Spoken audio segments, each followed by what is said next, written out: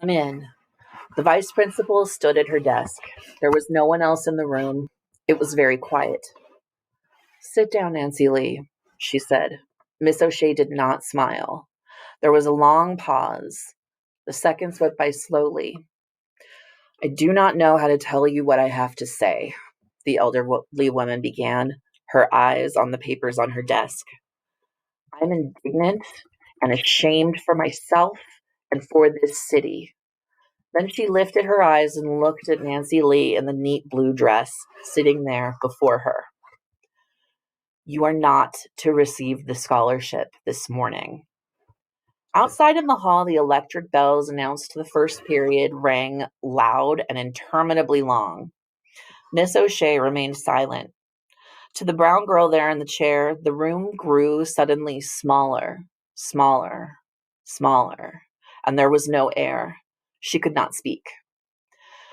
Miss O'Shea said, when the committee learned that you were colored, they changed their plans. Still, Nancy Lee said nothing, for there was no air to give breath to her lungs. Here is the letter from the committee, Nancy Lee.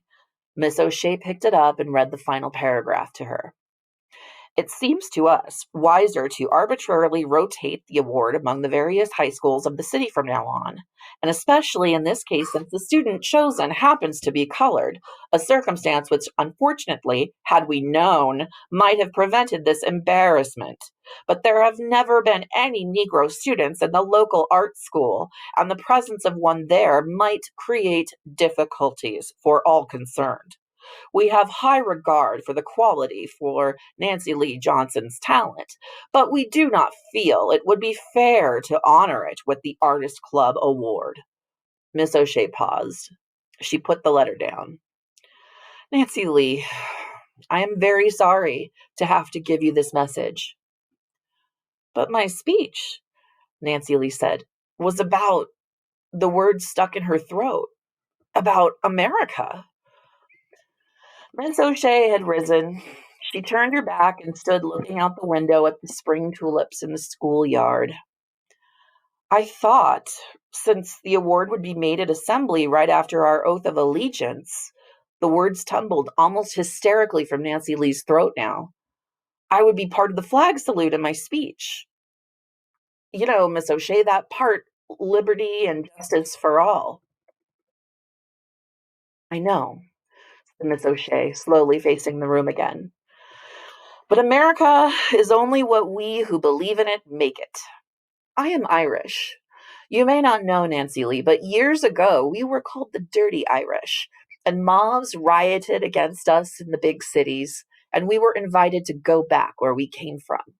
But we didn't go, and we didn't give up, because we believed in the American dream, and in our power to make that dream come true. Difficulties, yes. Mountains to climb, yes. Discouragements to face, yes. Democracy to make, yes. That is it, Nancy Lee. We still have in this world of ours democracy to make. You and I, Nancy Lee. But the premise and the base are here. The lines of the Declaration of Independence and the words of Lincoln are here, and the stars in our flag. Those who deny you this scholarship do not know the meaning of those stars, but it's up to us to make them know. As a teacher in the public schools of this city, I myself will go before the school board and ask them to remove from our system the offer of any prizes or awards denied to any student because of race or color. Suddenly, Miss O'Shea stopped speaking. Her clear blue eyes looked into those of the girl before her. The woman's eyes were full of strength and courage.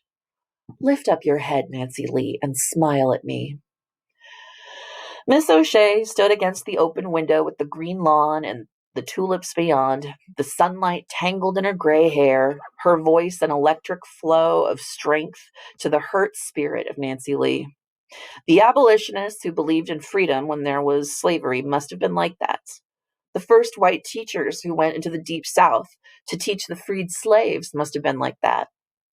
All those who stand against ignorance, narrowness, hate, and mud on stars must be like that.